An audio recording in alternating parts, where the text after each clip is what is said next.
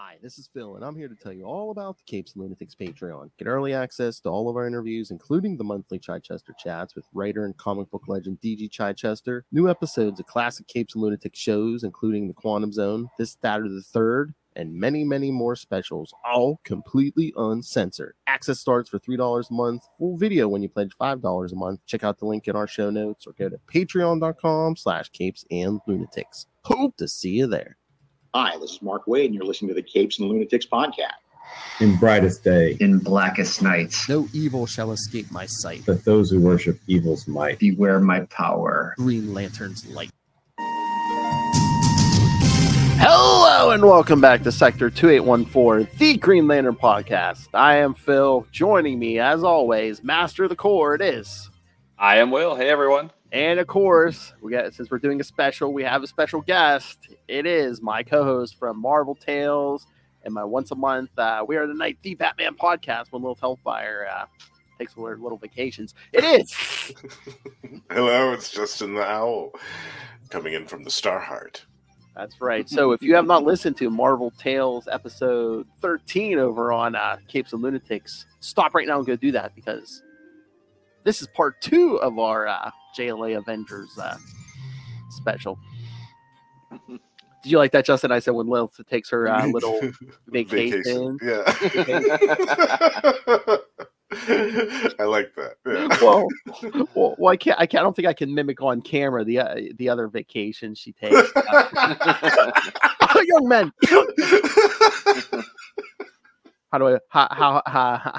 How should I put this? Rumpy pumpy.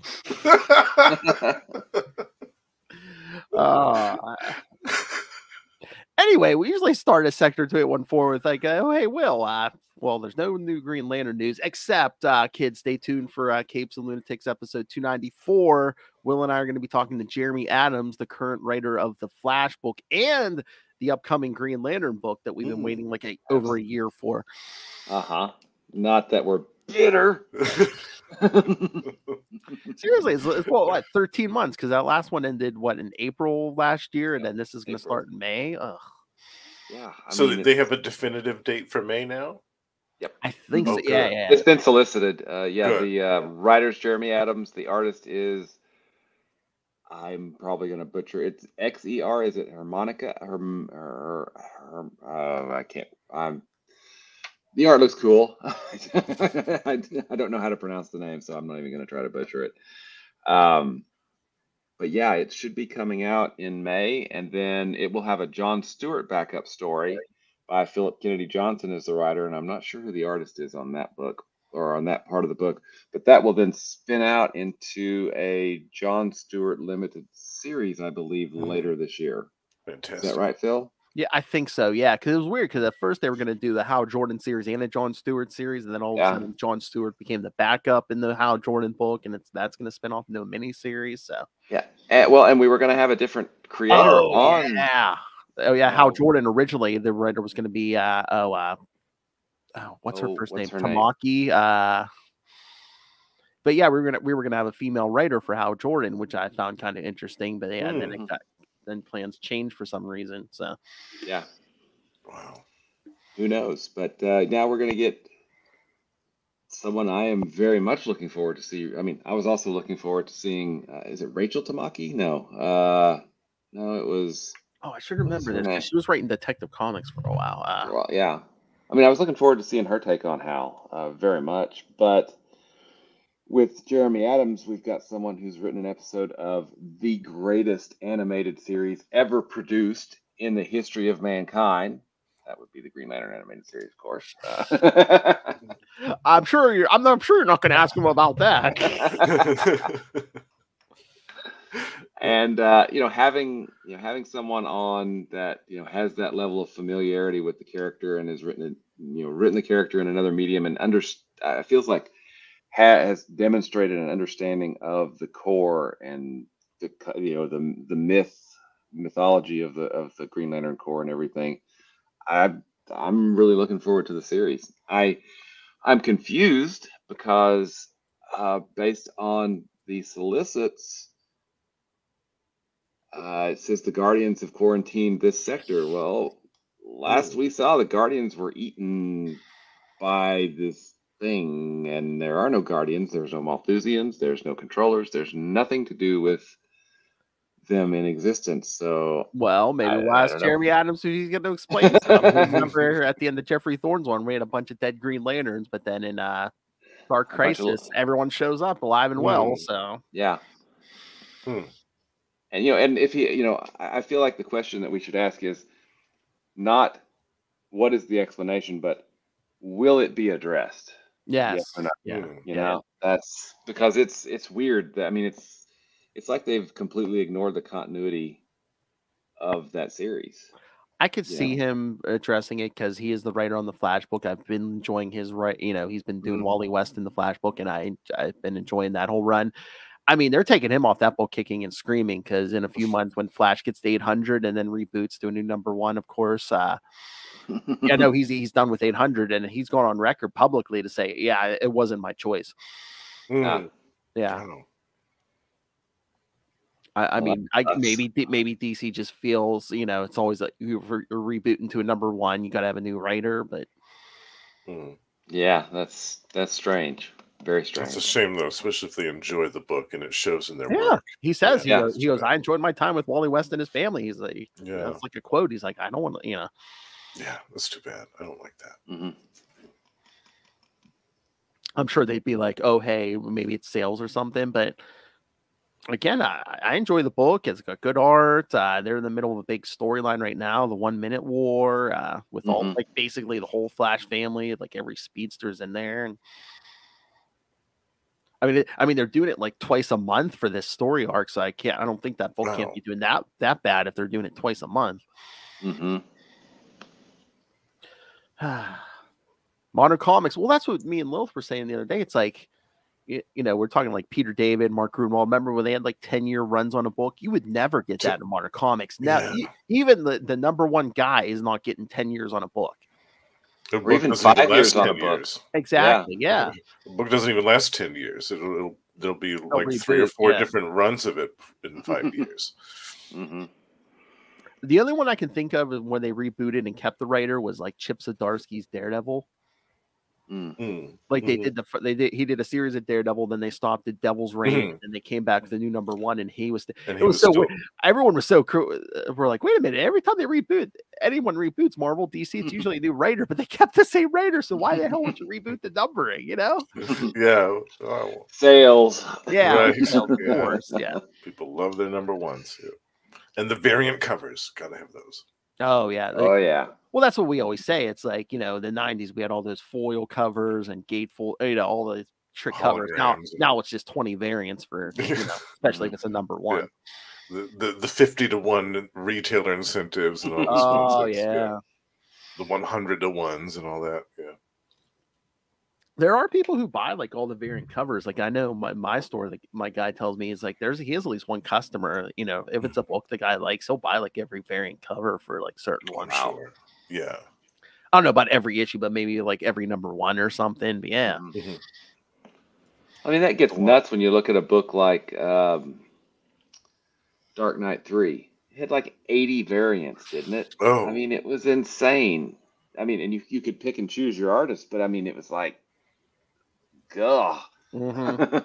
Yeah, what was that one we were talking about, Phil? The Avengers one with the initiative. Oh, the U.S. Avengers. Yeah. So yeah, we all one for every state. 50 different covers, one for every state. It's like, wow, 50 different. Yeah. I bought one, and I bet you can guess which one it was, Phil. You live in Arkansas, but I bet you bought the Wisconsin one for Quasar. Quasar, right. I'm trying to remember. I think that's the one I bought too. Yeah, like how they kept him for Wisconsin. That was nice. I mean, at least that made sense in the comics. He was from Wisconsin. But there's some that made no sense at all. I mean, I guess because they had no character to put there, but it's funny. The world of comics. All right. So should we jump back into JLA Avengers? Yeah.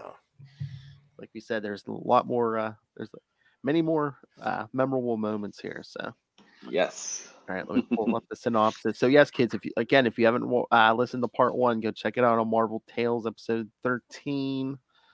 Oh, sorry, I'm on the wrong page. But so, yes, we're gonna pick up with issue 3, which has an awesome cover, by the way.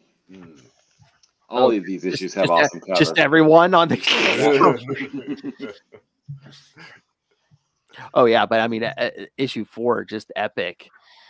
Oh yeah, I don't say it all. Just the one figure, Superman holding Captain America's shield and Thor's hammer. So good. All right, so yes. So last time, yes, the Grandmaster, after Krona went nuts, the Grandmaster kind of trapped him between these two Earths. The result is a brief multiverse with Doctor Doom being imprisoned in the Source Wall and Brainiac's ship laying defeated before the Avengers Hydro base. Now you know now you know crap has hit the fan. Hydro base? Exactly. Hydro base. Hawkeye is briefly a member of the League before Hawkeye is briefly a member of the League before Chronal distortions bring back Barry Allen as the Flash and Hal Jordan as Green Lantern. With reality convulsing, Superman and Captain America briefly fight as both start remembering their past selves. Their associates attempt to calm them, but after a luau scene aboard the JLA satellite in a brief meeting at Hydro Base, separated by continuous chronal and universal blasts, none actually remembers the full truth. They are not helped by the fact that the blasts keep changing their uniforms and rosters. A particularly vicious blast hits Hydro Base, and the two teams are scattered.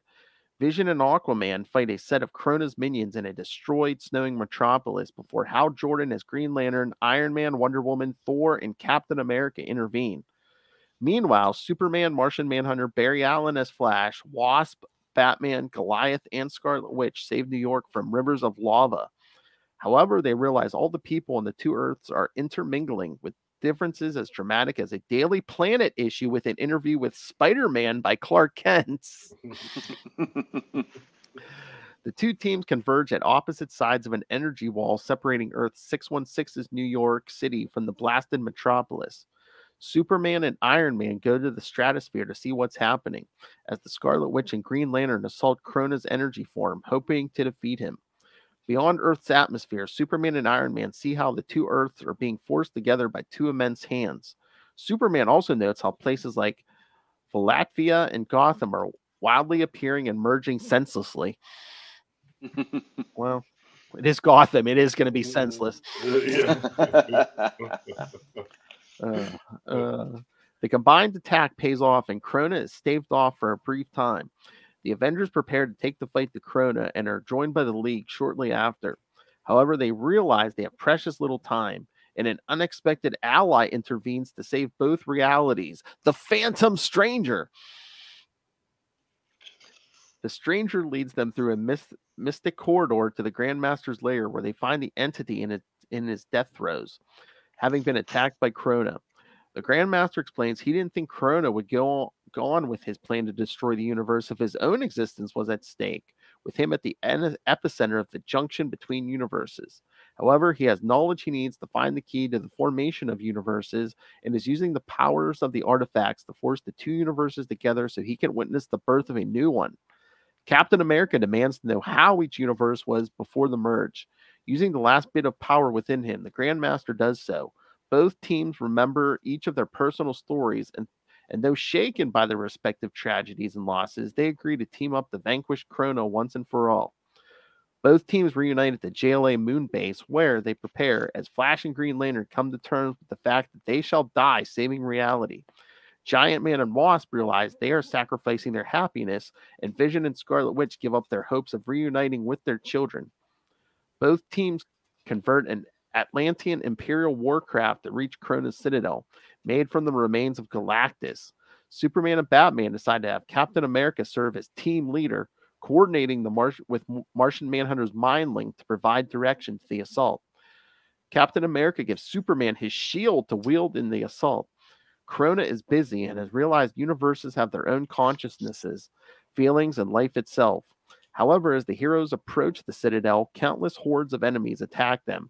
Cobra agents, moloids, parademons, AIM assault troops, and many, many more foot soldiers appear, totally brainwashed by Krona. Another chronal wave hits, changing the teams again. However, with the Royal Flesh Gang, the head-on supervillain attacks commence. Krona gets ready for the final steps in his plan, forcing both Kismet and Eternity, both universes' consciousnesses, to tell him their secrets. He expects aid from Metron, but receives none. The heroes fare relatively well, cutting through swathes of supervillains without serious trouble until Dreamslayer targets and apparently kills both Hawkeye and Flash. Green Lantern is forcibly aged into Parallax and into the Spectre, fading away with a final missile salvo as Kal Rayner appears, remembering nothing beyond the fight for the cube. An all-out battle royal erupts to reach Krona's main control center, with countless heroes and villains appearing, fighting both to destroy and defend the base's defensive lines. Captain America is attacked by Prometheus. Prometheus. Yes, fighting with Batman's uploaded skills. Severing the mind link, multiple chronal waves hit the main attackers, forcing them to change into several different incarnations of their own selves. As Captain America defeats Prometheus, Aquaman neutralizes the entire force under Atuma's command using his powers, as Superman reaches the final defense lines.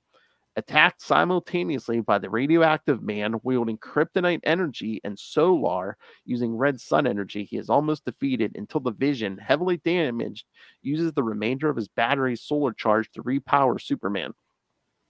Superman then defeats them both and reaches the final defense line, which is too heavily armored even for him to destroy.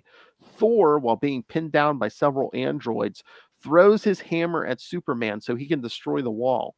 Infused with the divine energies, Superman destroys the wall and reveals Krona behind. However, at the other side, Krona responds with a massive blast that knocks all heroes down. Gloating about having won and about how he devoted only a fraction of his mind to deal with them, he is distracted at his feet by a whizzing sound. It is Flash having survived Dreamslayer's blast. With Krona distracted, Hawkeye, also having survived, fires his last TNT arrow into Krona's machinery, blasting it moments before he got his answers.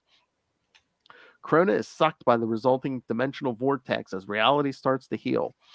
The League and the Avengers return to their normal rosters and uniforms. The Twin Earths are separated by the Spectre, and both teams return to their own Earth with Flash and Thor's help.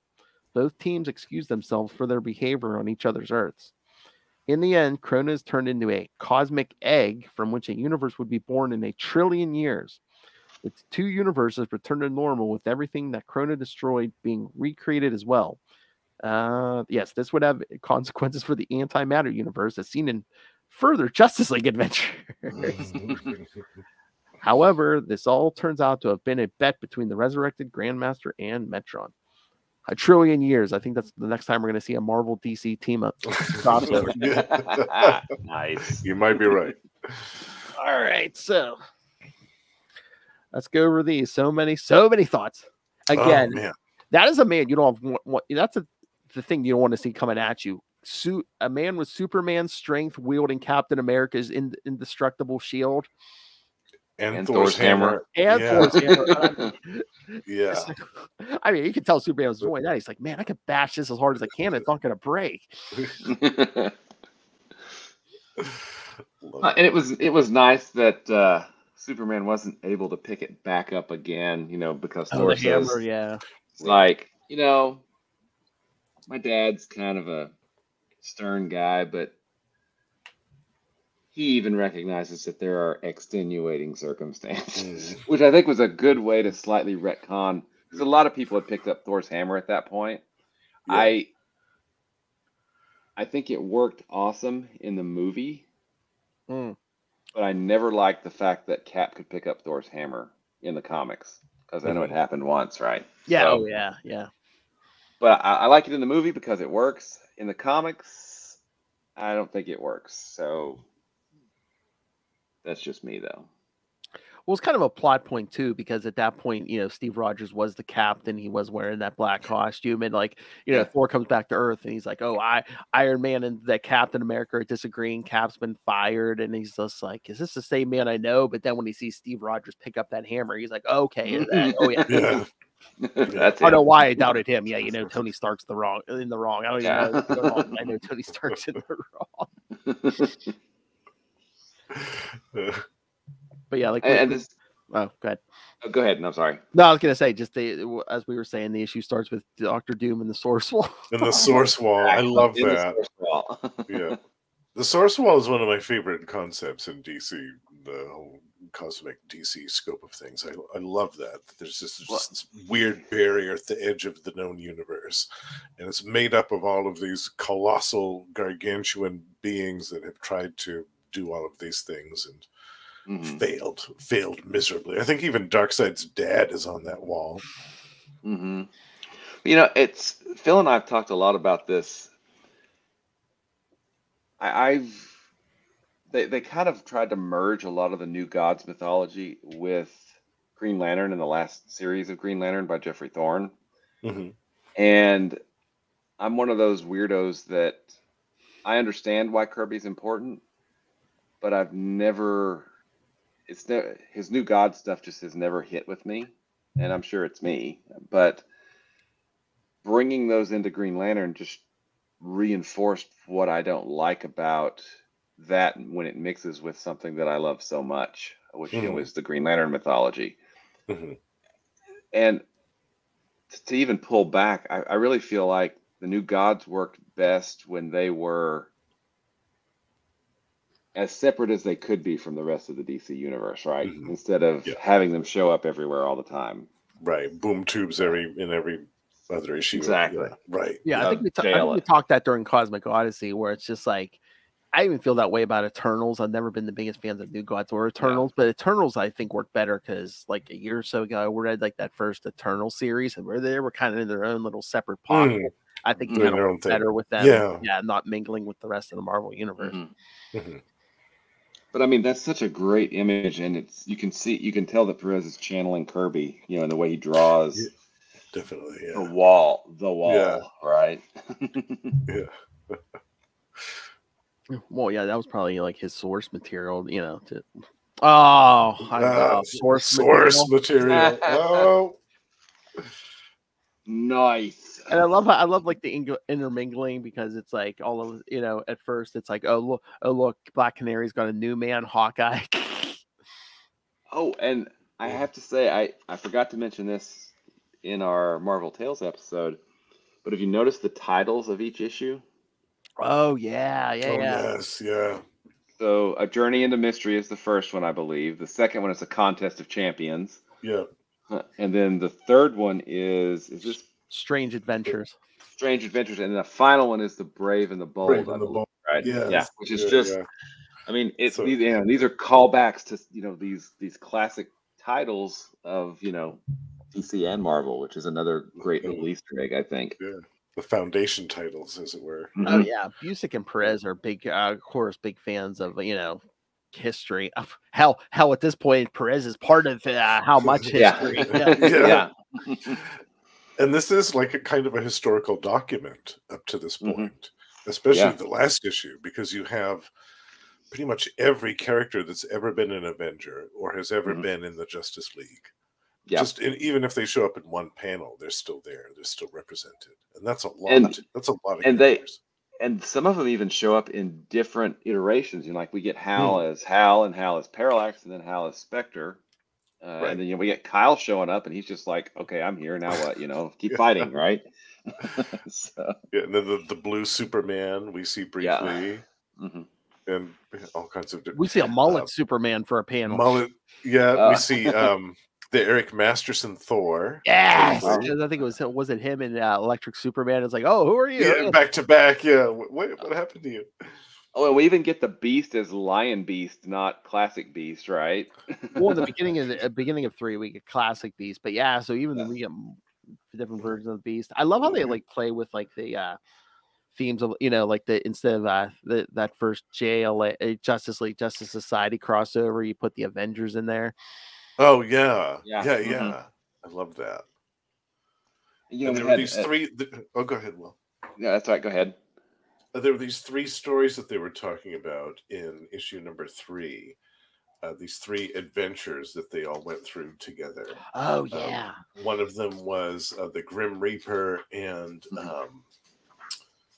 who's the other villain? I'm trying to remember. They're just recounting past exploits together when Captain America is starting to doubt what's going on. It was okay. Here we go. The first one was Ultron and Amazo. Yeah, Ultron 4 and Amazo. Yes. Yeah. And then the Grim Reaper and the Key had the serpent crown. That Mantis and Zatanna. Yeah. And then Kang and the Lord of Time battling each other for the Chronal Egg. And I just thought, oh man, I would love to read all 3 of these. Like all 3 of these adventures. I would love to read these.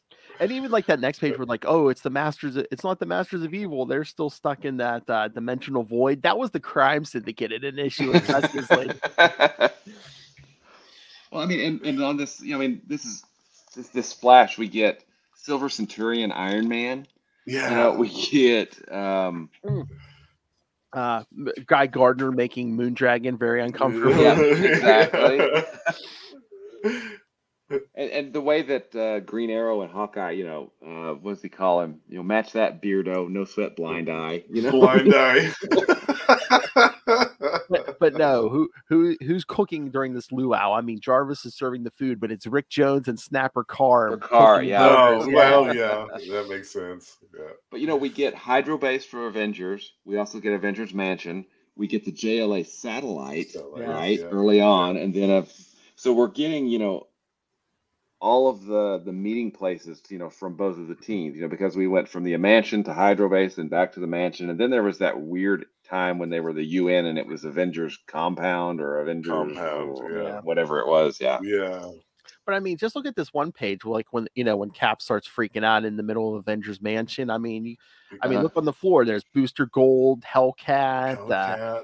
You got Captain Marvel, aka Shazam, standing there. And Carol Danvers in her original costume. Yes. Ms. Marvel costume. Oh, get it? 2 Captain Marvels next to each other. Get it? Yeah. There's a little... one of my favorite panels in number 4 was when... I can't remember who it is. Oh, yeah. She rescues... She says, look out, Captain Marvel, and Shazam and Captain Marvel both say, thanks! Oh, I love that so much. Anytime they refer to Shazam as Captain Marvel, it makes me happy. Oh, and actually, we get to see Avengers Compound in the back as a picture just after Cap goes nuts. You know, Superman says, you know, great Krypton, he feels it too. And there's a picture of Avengers Compound. Oh, yeah. Oh, yeah, after the mansion gets... Oh, yeah, after the mansion gets trashed. Yeah, they build that little bunker thing. I mean, there's just so many callbacks and so much cool stuff going on here. I mean, heck, is that the Forgotten One? Oh, yeah. Next to Vixen. After Vixen. Yes. Yep.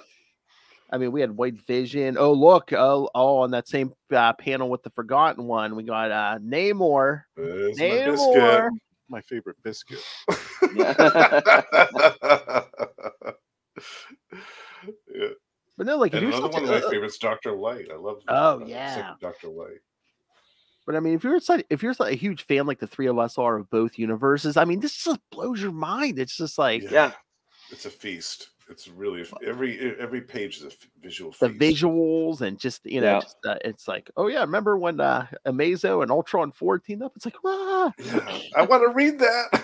Yeah, I would just now again cancel both Marvel and DC universes, guys. Combine them, start over from scratch. You know, this is what we want. Bruce Wayne and Tony Stark went to boarding school together. I mean, you could do all kinds of stuff.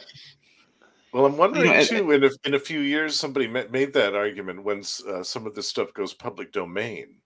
That, like, I think Superman, Wonder Woman, and Batman are going to be the first to go public domain. I wonder what's going to happen then, because then we might actually see more of this type of stuff. Well, yeah, and Busiek was, I think, so smart in, Superman is, of course, the archetype. He's the first, right? But making him the embodiment of kind of the DC universe just makes so much sense. And then doing the same thing for Cap, as for the Marvel universe, and then they're the ones that they realize, they're the ones that realize what's going on. So yeah, I mean, I really think that was awesome. Me too. Oh yeah, and then that big reality shift happens. Just the art when you get like the bombed out metropolis and the snow, just the washed out colors and all stuff. Stark looking, yeah, so cool. Yeah, before that, we even got a shift between Kyle and Hal.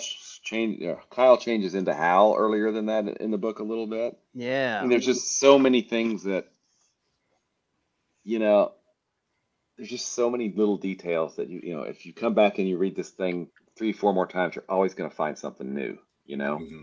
Again, it's like we did an hour over on Marvel Tales. We're probably gonna do at least an hour here, and I swear we're just still gonna barely scratch the surface of this thing. Yeah, 2 hours, and I swear we're barely gonna scratch the surface of this.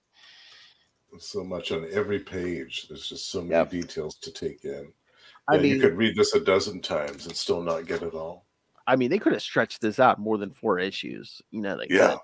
Absolutely.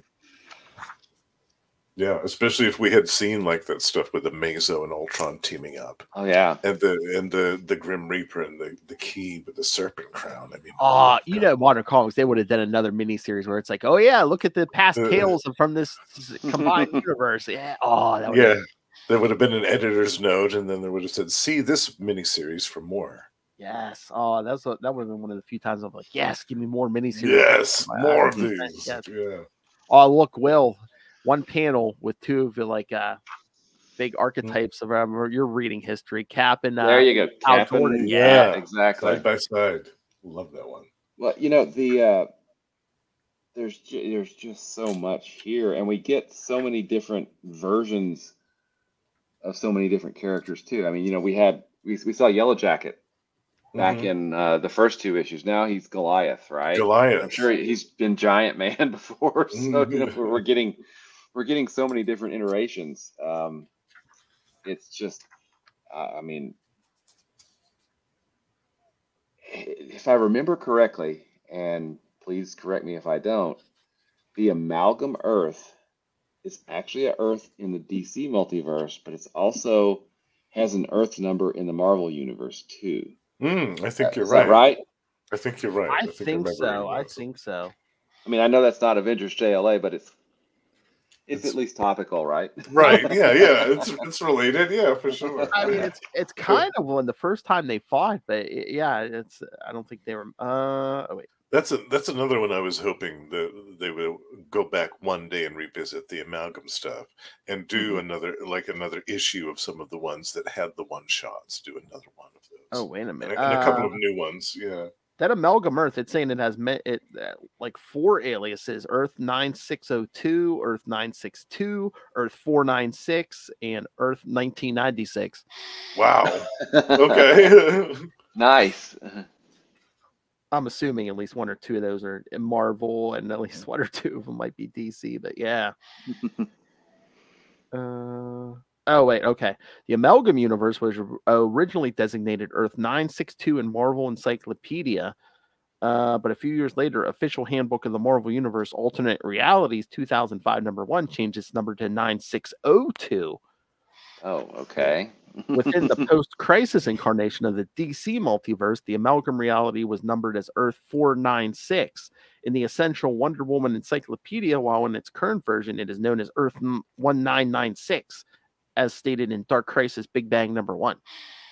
Okay. So yes, interesting. It's at 2 numbers in Marvel and 2 numbers in DC. So that's the. Oh my God! Could any writer do that and ever tie in every? I mean, every time it seems like the characters don't know each other, but could any one writer kind of tie in every Marvel DC crossover? Oh man. All of them? Yikes. All of them? Yikes. Yeah. I mean, just the Amalgam stuff alone would be hard to do, but yeah. Oh, there's been so many events. I know, and Batman's done half of them. I mean, at first it was Batman Hulk, and then he met there was 2 like Batman Spider-Mans, there was 2 Batman Daredevils. All right. I know. Will likes me to do this. Okay, yes. The one more Batman Daredevil crossover written by friend of the show. This is DG Chichester, and you're listening to the Capes and Lunatics Podcast. Yes, who we speak to every month. Chichester Chats. Yes. Yes, stay tuned for the next episode where we just recorded this morning, where we talked to him about Nick Fury, Agents of S.H.I.E.L.D. 15 through 19. Very nice. Oh, nice. Nick Fury and the team go to space with a couple cameos by the Fantastic Four. Nice. All right. Back to the story. I love on the Avengers Earth here where they show, they said they're, just the general populace is popping back and forth because that one guy's like, he's like, I'm from Quark. And he's like, people are telling me my country doesn't exist. What are you talking about? What's Madripoor? Oh, yeah. That's true. Marvel does have some made up stuff. Yeah, Madripoor. I loved the big 2-page spread of the hands forcing the two Earths together, and Iron Man and Superman. Oh, yeah. So good. Yeah, absolutely. Oh, yeah, that thing, yeah. Yeah. Isn't that gorgeous? I love it. And again, they probably can't do it, but there are so many, merch moments in here where you could slap any of these images on a t-shirt, a big poster. Absolutely. A poster or something. Yeah.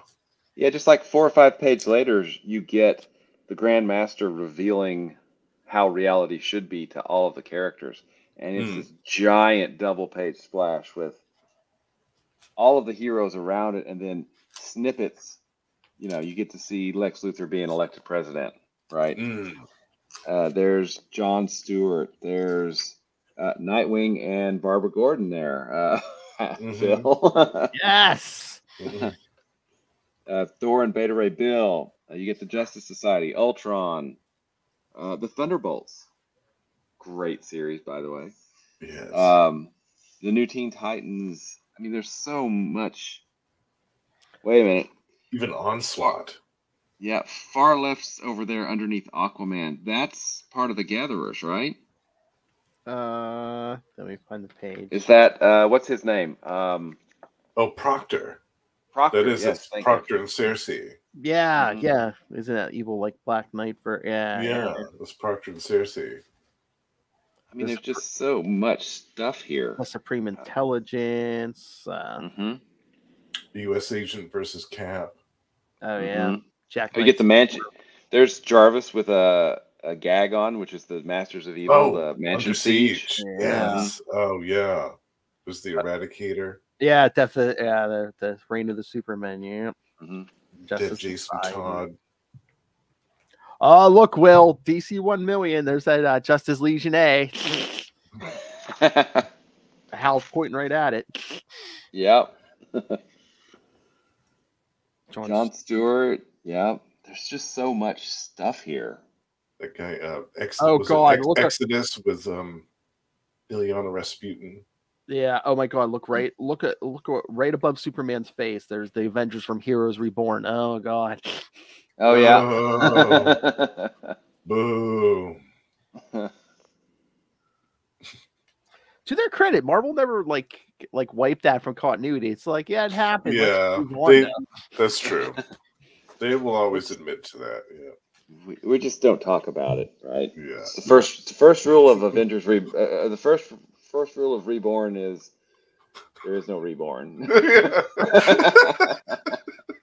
All right. Basically, yeah. I don't know when it's happening. I don't know where it's happening.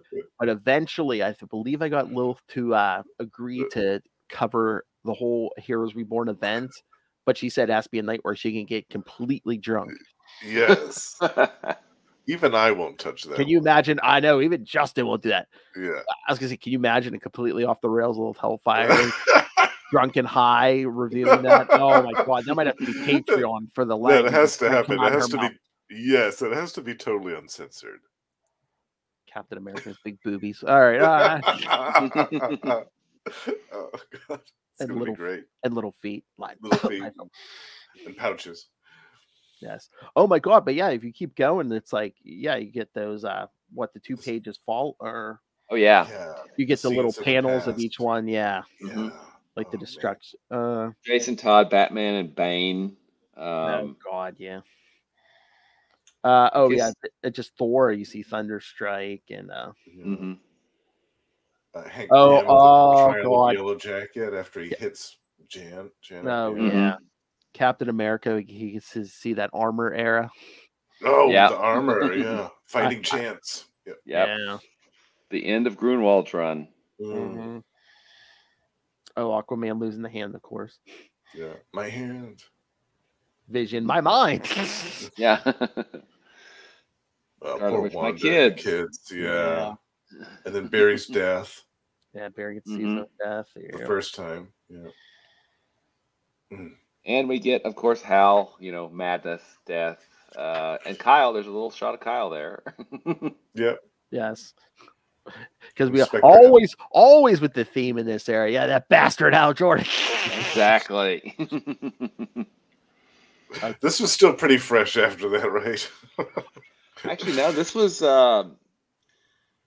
Actually, this was about 10 years. Yeah, because we're getting closer to Green Lantern Rebirth, where he comes back. Yeah, we're only about a year out from Rebirth. Oh, year to 2 years out from Rebirth when I think this was published, right? Was it 2000? It was 2002, 2003, or 2003, 2004. This was 2003 and 2004. So yeah, so it was even maybe less than a year. Yeah. Yeah. Oh, wow. Okay. See the Iron Man panel? Yeah. See, he does. He sees when he gets paralyzed. You see War Machine. We see that demon in the bottle cover. But yes, we do see Teen Iron Man. Iron Lad. Who is Teen Iron Man? Well, start the journey with us on Marvel Tales number 14 in April. The Crossing. You'll find out all about it. Crossing what? Crossing what? Crossing out of good taste. Man, that's a pretty early Hal Jordan, isn't it, Will? Because the green things don't go like over his shoulders. Yeah, we of course get the the rings on all the fingers, but wait, is that supposed to be Katma up there in the top? Maybe. Oh, maybe. Okay. The only thing anyone ever talks about from Action Comics Weekly is the death of Katma Tui. Exactly. They don't talk about Hal's appearances on Oprah's show. They don't talk about him being locked in a yellow safe. None of it. Nope. That's another one we can add. First rule of Action Comics, Green Lantern is don't talk about Action Comics. At least we did it.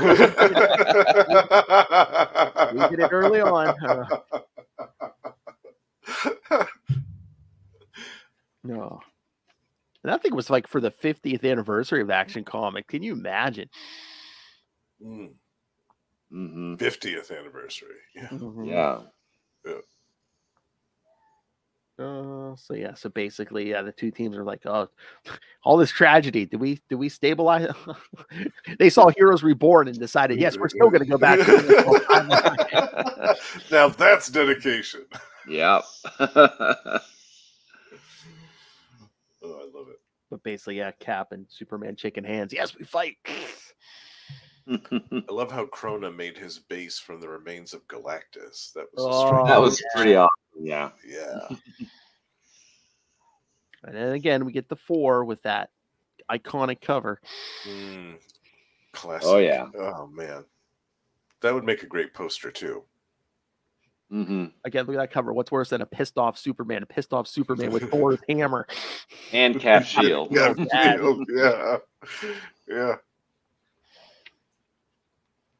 But basically, we see Krona and Metron monologuing in the beginning of 4. Yeah. Why does anyone ever trust Metron ever? Yeah, I don't know. I mean, he double crosses everyone. The good guys, the bad guys, everybody. Yeah, constantly. And oh my God, you could tell either Busiek or Perez wanted to do Spider-Man so bad because you keep getting little shots. First there was the newspaper interview, yeah, and he was in the mansion, with everyone last issue. And now we'll see like 2 panels of him rescuing someone from a burning building. New Warriors, Daredevil, Defender. Oh yeah. Captain Britain. The Winter Guard. Even Sabra. Yeah. Sabra. Yeah. I always love when Sabra shows up. Gyrick. Also, the Outsiders, Infinity Inc., and the Teen Titans.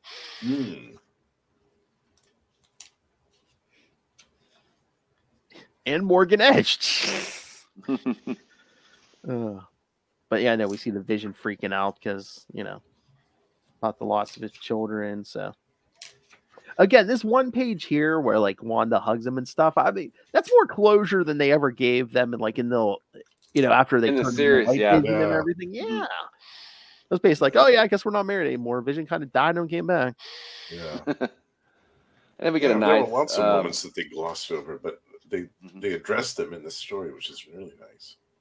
We get Barry and Hal, having a chat. Oh yeah, it's like I guess it's easy to die if you know someone's going to pick up your legacy and keep going with it and stuff.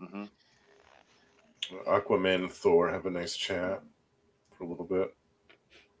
How do you trim your beard? Well, what conditioner do you use? The blood of trolls.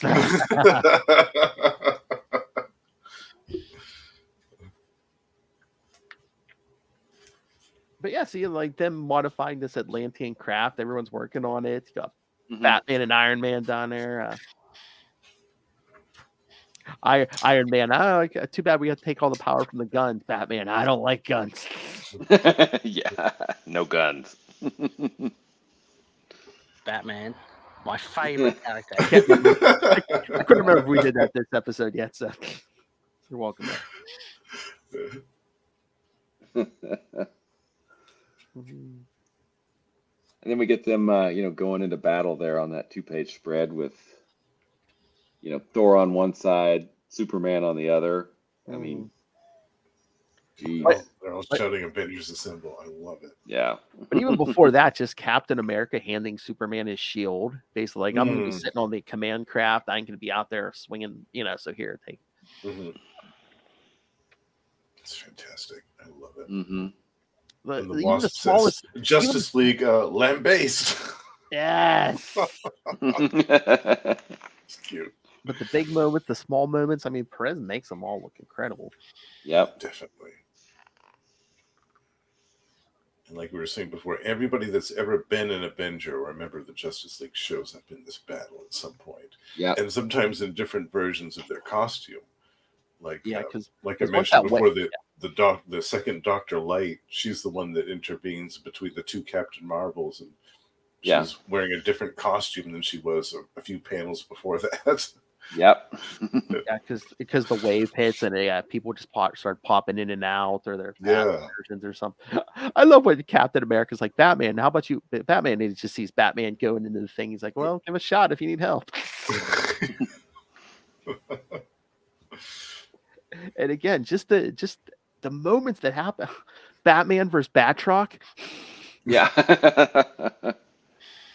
Well, and Batman is a different version of Batman at that point. He's You see the symbol change, the costume changes. Yep.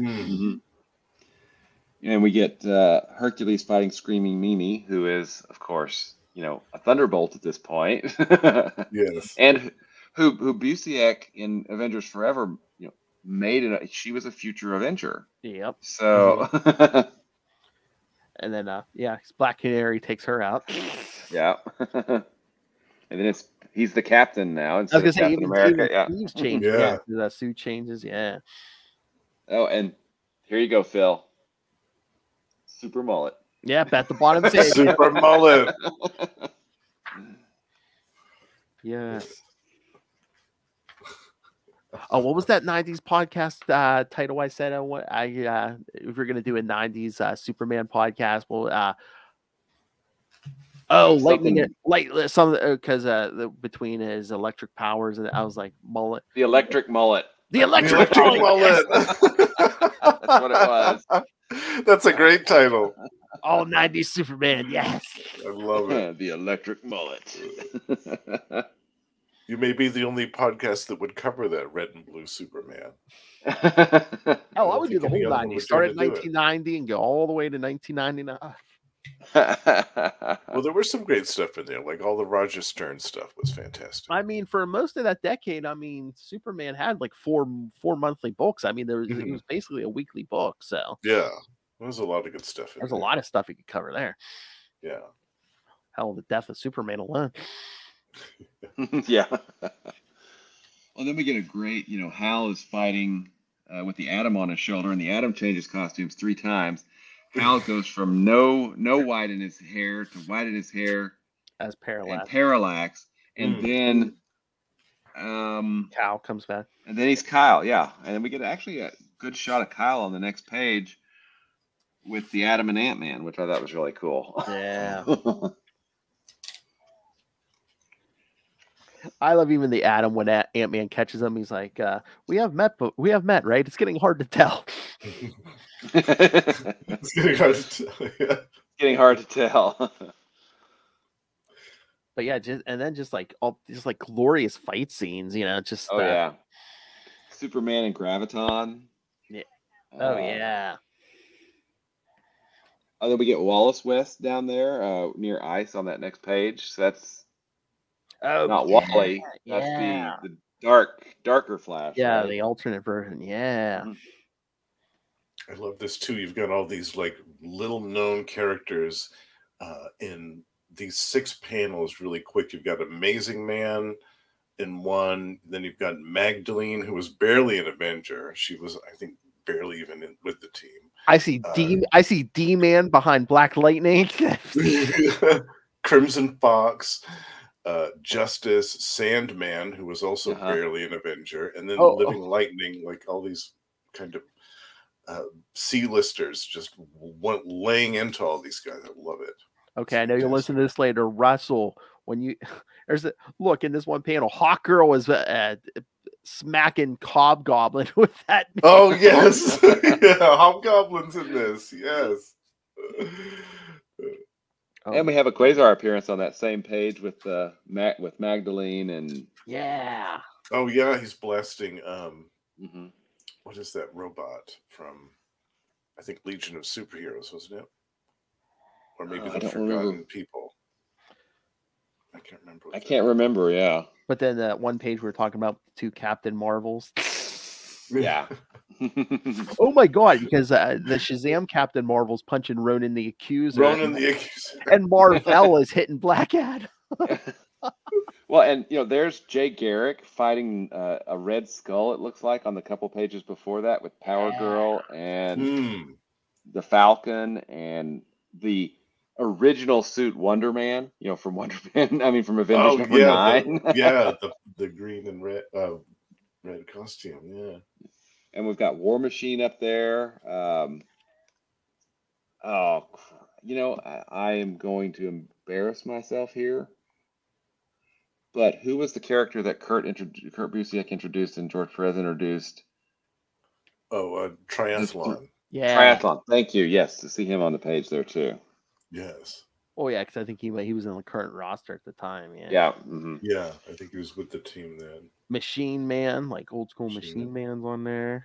Bloodwind. Oh yeah, that's the Martian Manhunter. Yeah. Oh, look above Machine Man. I think is that X-Ray from the UFOs fighting Captain Atom? It is, yeah. Nice. Oh, Blastar's trying to blast Thor. Dr. Lake blasted Doorman in the face. Oh.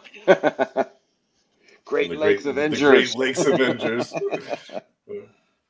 You have another panel below that. You have 2 versions of Ice. You have Ice and Ice Maiden. 2 different. Yes. 2 different people.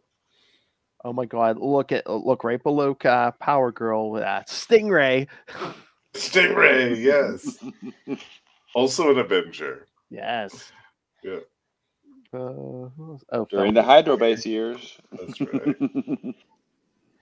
Remember the crossing line, Will? Yes, we did the crossing line on the Quantum Zone, didn't we? Oh, in that third panel, you see Firestar, Fire, and Is it Firebird. All Fallout? Yeah. Yeah. Yeah, it's like a fire versus ice panel, because then you Yep, got them it is. blasting Blizzard, Killer Frost, and Captain Cold on the other side. Yep. And Icicle. Yep. So Nice. Oh my God! When you go to the next page with the two Captain Marvels, the panel below that, I guess the Molecule Man's like encased in like a rock face or something. They're like, oh, Cersei did that. Yeah, the first show's like, who did that? Although they're both Marvel characters, that's like, yeah, so what? Oh, hey, we get the Hyperion down there that the Martian Manhunters kicked his butt. Oh yeah, because it goes from Hulk, and then who's that character in the middle? Because it goes from Hulk to that other character to Rocket Red. I can't remember that guy. Who was that? Do you know, Will? I can't remember. The one with the beak. Yeah, I should know that, but I can't remember.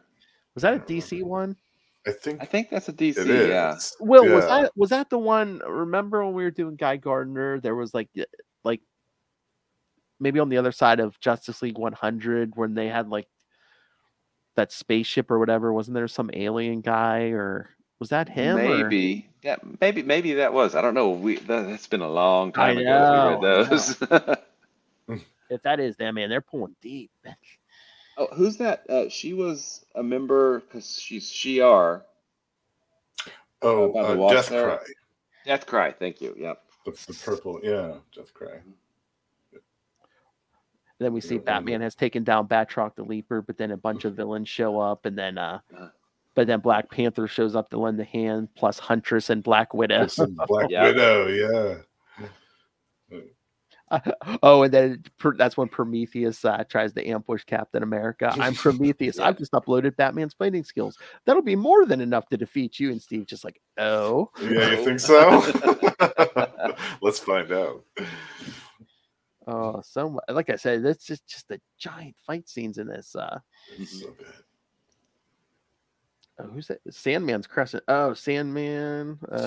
He's stomping Scorpion. Yeah. It looks like. Yeah. That's when Superman turns into Electric Superman. His Captain America's shield disappears. Like what? Well, that's the Constrictor, and who's the other?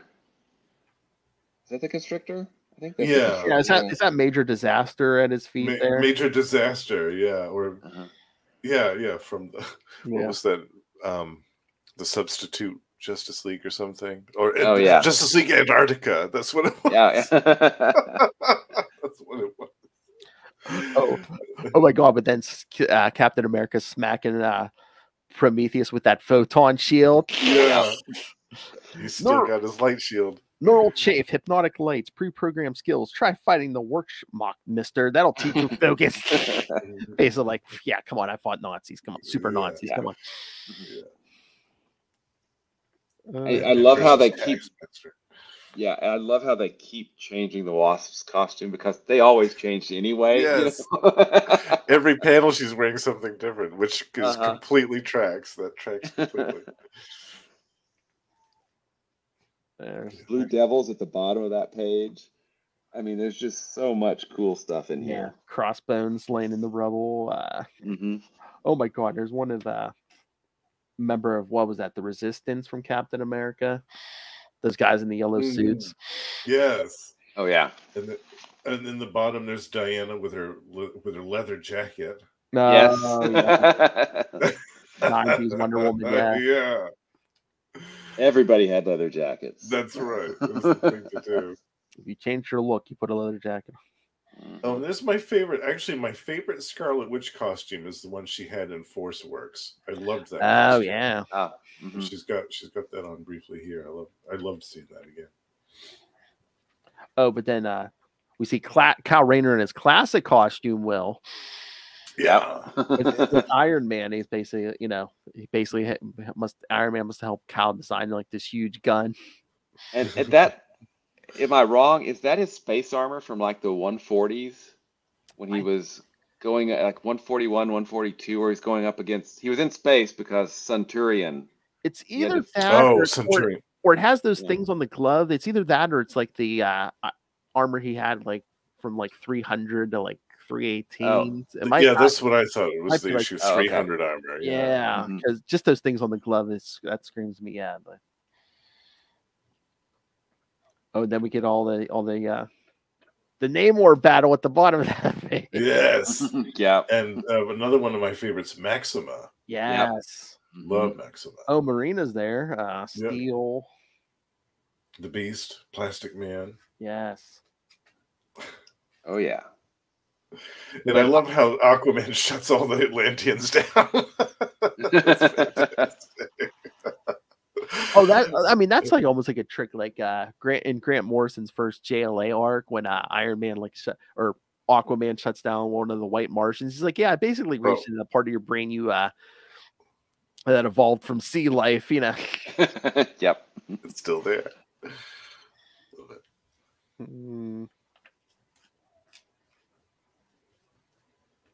Oh yeah, what are these giants? But Wonder Woman takes them down. Yeah. That and a giant- Searcher. Yeah, Surtur, yeah. Yeah. But then She-Hulk comes to help Wonder Woman. Mm-hmm. Forward then for the glory of Gaia. And then look at the next page as Grim Reaper shooting at Superman. Superman's all of a sudden holding Cap's triangle shield. Yes, the old shield. Yeah. And that's when Radioactive Man and Solar start blasting him because Radioactive Man, I would swear this wavelength of radiation was meaningless nonsense. Which I guess you would kind of assume because if it's not affecting anybody on Marvel. What was Kryptonite called? Yeah. Mm-hmm. Although with enough, Lex Luthor has showed us with enough exposure, even humans can get sick off of kryptonite. It's basically That's like right, uranium or plutonium. You staying around it long enough, it's gonna got some give you form cancer. of radioactivity. Yeah.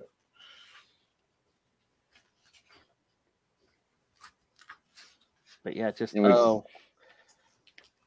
as Superman's trying to pound, get through that wall, and you see Thor fighting what is that, a Mazo, and is that Despero, and I don't know who that big robot is, but yeah.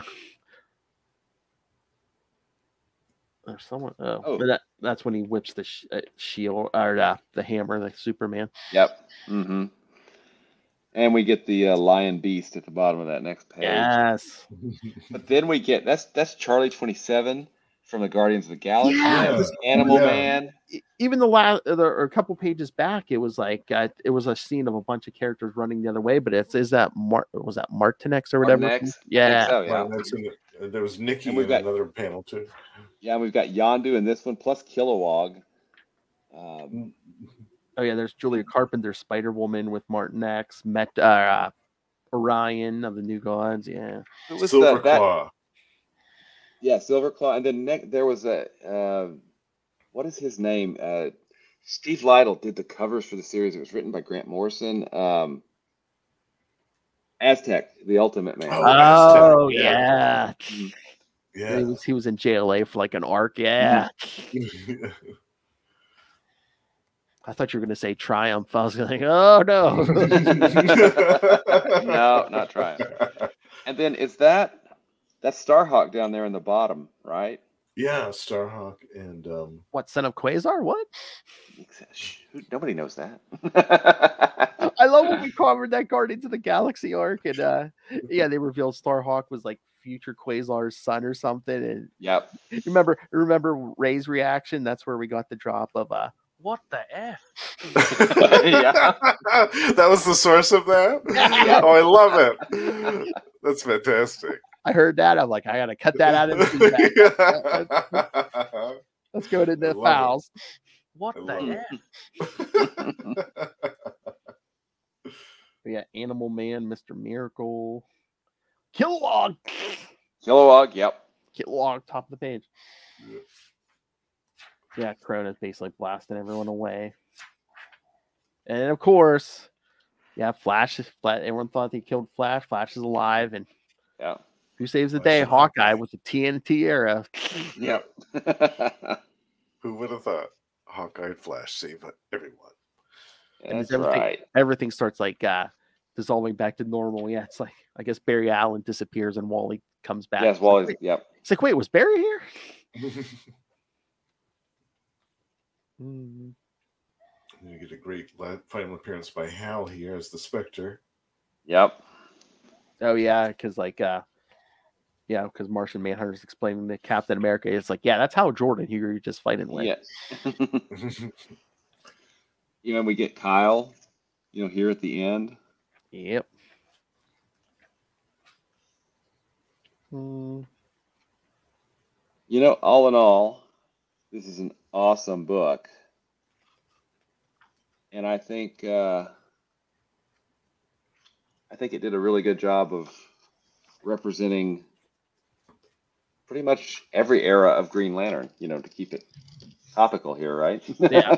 I mean, basically every era of both, both Marvel and DC. I mean, I don't know how much more you could have fit into this. And not just Green Lantern characters. You had the different eras of Superman. You had the different eras of Iron Man. The Wasp in her costumes. You had so this kind of as a time capsule is from the beginning of both universes, kind of up to this point. I mean, it represents pretty much everything in there: the good, the bad, and the crossing. Sorry, did I say that? I like that. Don't run my poor choices in my face. Okay? Couldn't resist, Phil. I'm sorry. Not sorry. I was gonna say at least from the Silver Age to this point, but again, it's like they did drop stuff in like Jay Garrick over there, and Yep. So yeah, I mean, it's a shame that this is not in print. Yeah. Continually, right? Yeah. I mean, this should be sold all the time. Is it a nice hardcover edition with Yeah. And I don't know the answer to this, but is it on the DC app or is it on the Marvel app? Nope. It's not on either of them. It's not on either one. Really? Wow. That's what I'm thinking. If they did it, they should agree to put it on both. Yeah, it makes sense. Yeah. It's like if you put it on yours, we can put it on ours. But yeah. I can't. I wonder though, is that going to be a legal thing, or it's like, well, how do we split the profits and all that good stuff? Oh, yeah. Well, I mean, technically, DC published 1 and 3, and Marvel published 2 and 4. So basically, it should be like, I mean, I don't know how easy that would be, but it's like, oh yeah, whatever the profits are, you get 50%, we get 50%. Exactly, yeah. It should be pretty. Yeah, but I'm sure it's a lot more complicated than we realize. Yeah, because again, I don't think there's no Marvel or DC crossover on either app. Oh, the amalgam stuff is not there either. No. Oh, that's not anywhere to be found, is it? Yeah. Although, wasn't that reprinted recently? The amalgam stuff. They were. I know they were collected at least once or twice. I don't know how recently, but. Yeah, I don't know if it ever made it. I don't think it ever made it to digital anywhere. So, wasn't there a collection of that recently? But maybe I was mistaken. Iron Lantern. I think Kurt Busiek wrote that, and then like Paul Smith did the art. I mean, this was like a gorgeous. Oh yeah, that book. Yeah, some of those amalgams were really good. Yeah, some of them were so good, and some of them made absolutely no sense. Yeah, I loved the one that had that John Byrne did. It was Storm and Wonder Woman. Amazon. I really liked that one. Oh, and then they combined, what was it, Super Soldier with Superman and Captain America? Yeah. Oh yes, Iron Lantern. That was Dave Gibbons, I think, did the art for Super Soldier. I mean, Dave Gibbons. Oh yeah, well, we might have to cover Iron Lantern here at some point. I mean, it's only one issue. Iron Lantern, aka Hal Stark. Hal Stark. Oh, I love it. That's great. I think it was basically what, instead of a ring, it was just like alien power. The armor. Alien armor. Yeah. I'm trying to find the creative team on this. I'm just seeing the character information. Oh yes, kid. I guess there is an amalgam database website. So nice.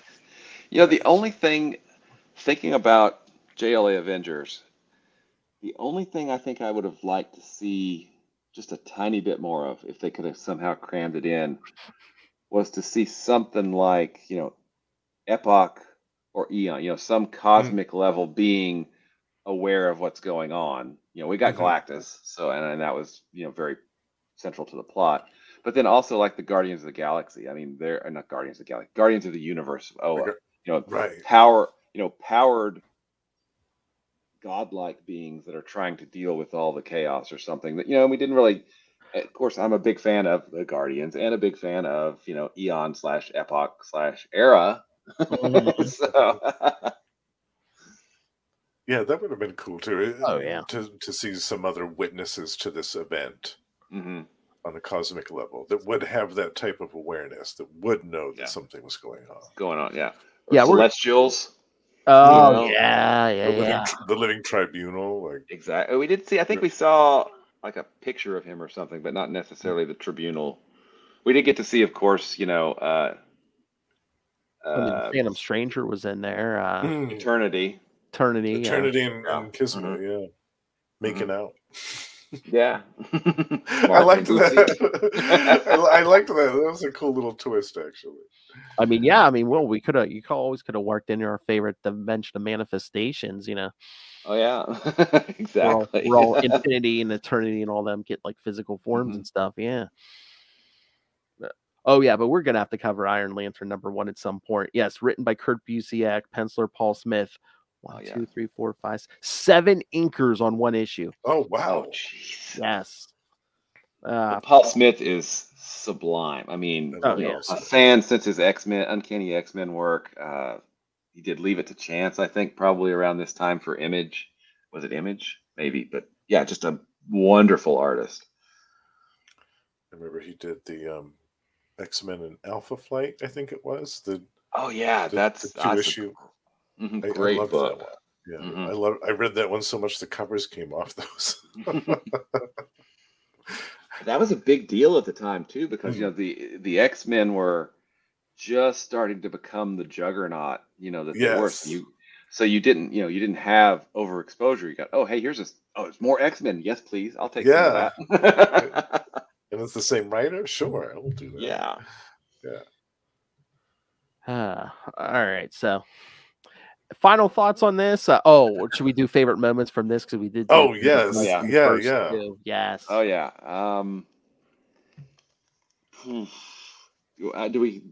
The cover to #4 has got to be up there. I mean, it's. But it's not. Is it not? Does it count as a moment? I don't know. He does wield that hammer and shield at some point. So the moment. Yeah. There's epic moments like that, and then there's just like ridiculousness that's still awesome, like Batman versus Batroc. Yeah. And Prometheus and Cap versus Prometheus. Yeah. Yeah. I don't know. And once again, the universe is saved by a guy shooting an arrow at like 0 hour. I think that was also a callback to.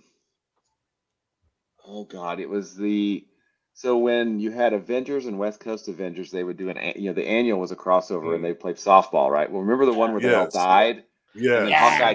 Hawkeye cheated. Yes, with the Grandmaster. Yeah. I love that one. That was nice. Yeah. James T. Kirk did. He cheated. Yep. He just changed the variables. So is that your moment, Will, to cover 04? I don't know. That's so freaking iconic, I mean, it gets at the heart of both series because it's Superman, but then he's got Thor's hammer and Cap's shield. Yeah. And he looks like he's down for the battle, right? I mean, this is, I mean, I think if you said boil this whole series down to one image, especially if it's just one character, that's your image. Yep, exactly. Yeah. Superman carrying these two very iconic Marvel weapons. Mm-hmm. Yeah. Exactly. The Hal stuff is really good. I feel like Busiek has a really good handle on Hal because he gets some pretty good moments, especially when he, Barry and Hal talk. That's a that's a good little scene too. That's a nice moment. Yeah. But there's just so much goodness in here. I need a moment, but so Justin, what was your favorite moment? Well, probably the whole climactic fight at the end, because I felt like that was kind of made for us. You know what I mean? Yeah. For comic book fans that had been reading comics for years, that knew these characters, that loved these characters, and that could do basically what we just did. It's like, oh, look, there's so and so, and there's so and so, and there's this they're person, fighting so and so. Yeah, and there's this person in their costume. It's kind of like when we're kids and we get our G.I. Joes and our Transformers and our He-Man figures out and just kind of throw them all down there and just start having them go at each other. Like, this was made for like us, the kids at heart that love that type of stuff. And that see the magic in it and then see the appeal to it. It's basically fan fiction. It's like totally, like that, but it's done well. Yeah, like in the Mullet Superman panel, it's like, well, what if Thor hit Solomon Grundy? With exactly. Yeah. And that's one of the reasons I love that fight at the end. It's just because you have all of these different little pieces of history from decades worth of continuity from these two publishers merged together in this big climactic moment, and it's done so well. It's just done so efficiently and so expertly. So do you have the compendium like I do, right, Justin? The hardcover? Yeah, I've got the trade. It's a trade. It's a soft cover trade. Yeah. Does it have the pencils from the aborted 1980s JLA Avengers? Oh no, I don't have that in here. No. Okay. So the hardcover comes in a slipcase. That's this slipcase here, and it's the hardcover, but it also comes with this. The Avengers JLA Compendium. Ooh, okay. And in here, what they do is one thing I think is sort of cool, which is they reprint all the pages that Perez did for the aborted, Jim Shooter era 80s Avengers JLA crossover. And they also talk about what happened, why it fell apart, and all that. That's cool. But then they do so. They look at it, then they say when Titans did clash, they look at the Marvel DC crossovers through the years. Then they do Behind the Lines. Marvel Age has an article on what went wrong with the crossover. Then they go all 21 pages as penciled by George Perez. And then what happened next? And then they do the plot of this miniseries. Look at the plot's evolution, and then they have a who, what, where, which is a guide to every page of every character of all 4 issues. Oh my word! Well, yeah, it was easy to do then. You'd have all that 90s. You wouldn't have had all those 90s characters in there, but so no, they do it for this issue. All 4 issues of this. So, book 1, pages 15 through 16. The extra-dimensional planet Polemarchus, its ruler Archon, the Imperion, and his vizier all debuted in Avengers Volume 1, number 75. Oh my word! Archon's wife, Thundra of the Femazons, was first seen in it. So it's a bibliography and of every character of everything that showed up. Oh my god! And it's like must have taken them. Wow. 12 pages or so of stuff. Wow, I can't imagine. I want a framed. I want the framed page of Superman's mullet first appeared and.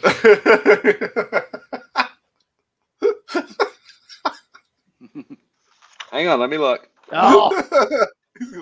But they do say on page 218, the cosmic egg is a visual tip of the hat to the chronal egg that appeared in the original, never completed version of JLA Avengers. Oh, cool.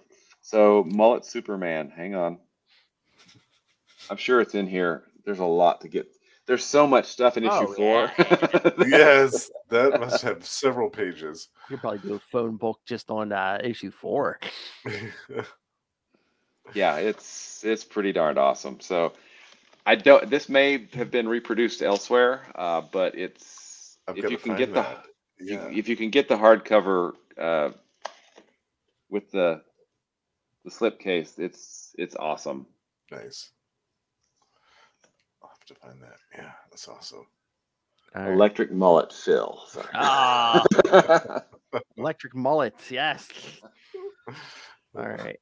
Final thoughts on this. Oh, I was gonna say to be I think my favorite moment, again, there were so many, but issue 4, just the Justice League and the Avengers, that kind of yeah. 2-page mini spread up there. Yeah. That's another iconic image. Yeah. There was a moment with Hal and Barry before they had their scene where Hal's talking about, how do we know if we exist if we're continually changing? And then Barry says something like, that's really metaphysical. And I feel like that was a direct comment on how metaphysical the Spectre series was, by J.M.D. Mateus, which I thought was a really cool call. Excuse me. Maybe it was, maybe it wasn't, but I thought it was. And so I'm going to take that as I'm going to make it a compliment. I like that. Well, as we said, that JMD Mateus Hal Jordan Spectre series, again, another one not collected, not on Universe Infinite. No. Yeah, that's not online either. Yeah, it's so strange. Have you read any of that, Justin? A little bit of it, yeah. I haven't read the whole thing, but the issues with Norm Brayfogle. Oh yeah, really good. Yeah, really good. Much. Yeah, so. There are some really, really powerful stories, throughout the run. I think probably they're mostly concentrated in maybe the first year, because then they start doing a little bit of crossover stuff, and it ends with 27. But there's some good stories later on. But that, like the 4 through 12 or so, some really, really good stories in them. Yeah, I need to go back and reread those. It's been a while. I just actually ordered I'm determined this year to complete my collection of the Spectre series from the 80s that Doug Mensch. Oh, yeah. I've got a few more issues to get in that. But yeah, I need to go back and reread that one. The JMD Mateus one. I love that. Yeah. Then there was, after there was a John Ostrander, Tom Mandrake series after the Doug Mensch series, right? That started in like late 80s or early 90s? It was early 90s. I think it was 92. And that's actually one of my favorite series of all time. That's in my top 10. Great series. I love that so much. And to me, that's perfection. Yeah. I love that. I don't think that's been collected either, has it? There's been a couple of trade paperbacks of like the first dozen or so issues, maybe going up to 25. But that's it. And I think that some of that is online, maybe not. I can't remember. It's been a while. It might be on the app. I can't remember. It might be. Yeah, it might be. I feel like some of it, if not most of it, is of that series. So I'm trying to remember when I went looking for it. They did have a few of the Spectre series on the app. Yeah, not the JMD Mateus one, but some of the others. I think they had that early 90s one. Yeah, but that 90s one is perfection to me. I love that series so much. Well, and Ostrander and Mandrake, I mean, did some amazing work. They did the Martian Manhunter series after the Spectre, right? Is that right? Or was that before? I think it was before. Oh, they'd worked together before though. And was that the one I'm thinking? Was that like late 90s or something, or early 2000s? There was a Martian Manhunter, unless I'm thinking of a different team, but they had worked together a bunch of times. I think they'd worked together since the 80s. There was a Grimjack, I think it was, when they first started working together. But yeah, such great talented guys. All right. So, anything else, gentlemen? I know we went long, but there was a lot here. There's a lot here, yeah. Even just issue 4. Yeah, yeah. We could have done a whole episode just about issue 4. Just on number 4, yeah. That's what I said. I love this. Yeah, we did a combined. We did a combined over 2 hours, probably closer to 3 on this. And there's still more we could have gone into easily. Yeah. I hope that they do another one. I really do. It's. I think it's time. I think it's time to do. How is that not just a license to print money? People pick that up. Even especially now with the films being so popular, like you'd think that would be an easy cash grab. But I mean, it has to be like a pure team up, because I think the thing is like neither side wants their guys to lose to the other side. So yeah. Well, and and Busiek attacked that early on by saying, well, and it's the same thing that happened with Quasar when he fought the Silver Surfer. He figured out that, oh, I'm working for the bad guy. Yes. So I'll throw the fight. So it's not like we actually lost. We chose to not win because we realized we were working for the bad guy, which is what Cap figures out because he and Batman are going, through there. So technically it's a win, but it's not really a win, right? Again, you could just do a pure, we got to team up against the Masters of Evil and the Injustice Gang. Yeah, something. Yeah. Mm-hmm. But yeah, this is a modern masterpiece. Oh yeah, absolutely timeless. Yeah, modern, timeless. I think everybody should have it. Oh yeah, if you're a fan of Marvel or DC, yeah, you got to read this. Yeah, it's a great story. In addition to being beautiful art, saying a beautiful art and a time capsule, it's a great story and it's written very well. And I'm curious, did either of you? I know we're going long, but did either of you read the JLA after this and follow what happened? I mean, because they talk. I know that I seem to kind of barely remember like an issue where they're talking about, we've got this cosmic egg thing.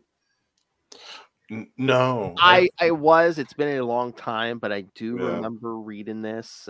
Kurt Busiek was on there for a while, and it affected. It was like stuff with like the dimension of cord and stuff, and like the crime syndicate was in there. Yeah, I need to go back and read that because that was one on my list that I wanted to go back and check out. Because I'm trying to remember, that might have been the storyline where it's like the crime syndicate kind of starts to realize where like changes that take place in the regular universe affect them, because it's like at this again, this is like after Cal left and John Stewart joined, comes back to the Justice League, and all of a sudden the crime syndicate get like a new power ring, a black guy, and you're just like, wait a minute, what happened? Well, then, and ultimately they use that power ring. Oh, for Jessica. Jessica, to bring her into the actual core, which gives us another Earth Lantern, which I think is really cool. Yeah, that was like New 52. Yeah. I think that was New 52. Yeah. Which we'll get there eventually. But go in order. We'll get there eventually. Green Lantern kind of got a pass with New 52. Okay. Well, yeah. I said that the two biggest sellers, they kind of hardly touch them. Is Jeff Johns' Green Lantern, and who's DC's other big seller? Batman, my favorite character. That's the one. All right, let's get out of here. We're almost at an hour and a half. Yeah.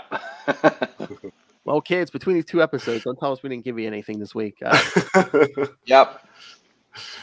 All right. So, yes. But, all right. Next week on Sector 2814, we'll be back to our regular scheduled programming as we cover Black Circle Urban Knights. Yes, the crossover from Green Lantern 162 through 164 and Green Arrow 23 through 25. So, and that ends our Judd Winnick run on Green Lantern, correct? Yeah, because I was looking. I think this is Judd Winnick's last Green Arrow, and then I think Ben Robb is writing the Green Arrow, and then after this arc, they switch books. Yeah. Oh, okay, cool. Yeah.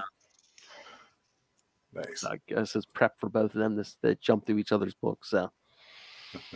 So yeah, send us your thoughts, and send us more. JLA Avengers thoughts, because there's a lot here to unpack. So send us your thoughts. We'll read them on both shows. I know the one guy over there, guys. He'll read it on both shows. All right.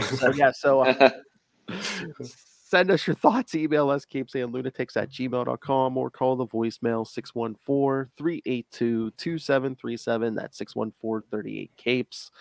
And remember, you can find everything Capes and Lunatics, episodes, social media, merch, and more at tubespace.io/Capes and Lunatics Podcast Network. That's tubespace.io/Capes and Lunatics Podcast Network. All right. Since he is our guest and he has the less plugs than you will, Justin, thank you for joining us. Wow, we'll find you every month. But here on Capes and Lunatics Sidekicks, you do join me once a month for We Are the Night, the Batman podcast. Australia, and every week on Marvel Tales as well. Yes. Where we will be covering The Crossing starting next month. Oh, that one might kill us, Phil. We'll see. But besides that, I also co-host with my pal Russell Gamma Charge, the strongest podcast there is, where we talk about everything to do with the Hulk and She-Hulk twice a month. Also, Tomes of Evil, a comic book supervillain podcast. And last but certainly not least, Predator and Prey, a Yocha podcast, which we co-host with our pal Ray. Oh yeah. Ray. Everyone knows. I swear, if you've listened to a podcast on planet Earth, you know Ray. Yeah.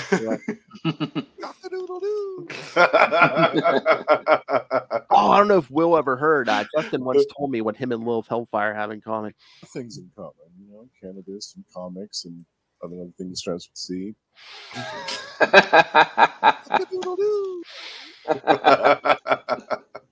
Nice. All right, Mr. Will Allred, master of the core, master of the quantum zone, master of the Kickstarter comics, master of podcasting, master of cosmic comic book figures. Where can people get hold of you?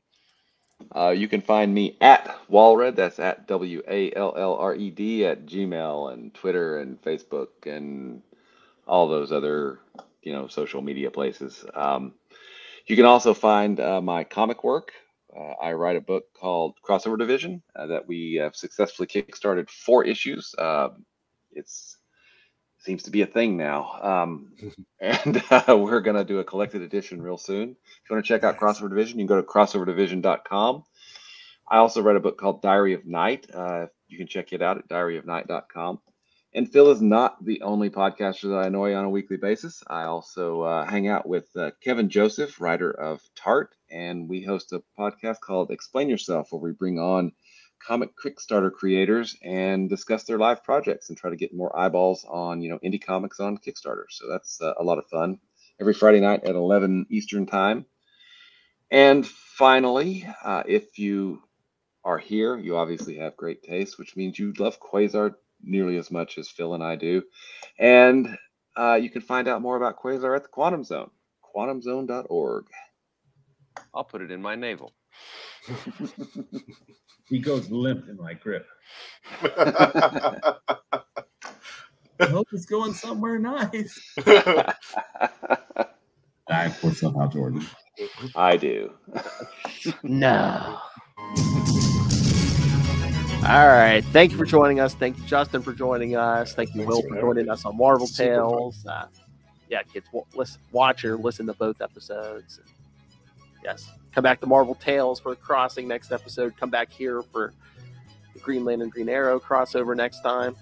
Don't tell them that you're doing the Crossing. They won't show up. Tell them you're doing something else. I don't know. As long as I learned with the superhero movie brackets, as long as you're not personally doing it, sometimes people derive joy from other people doing it. Okay.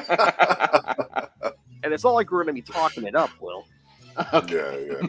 It'll be entertaining, that's for sure. All right, kids. Come back next time. And remember, don't get hammered. Use your friend's hammer. Good night.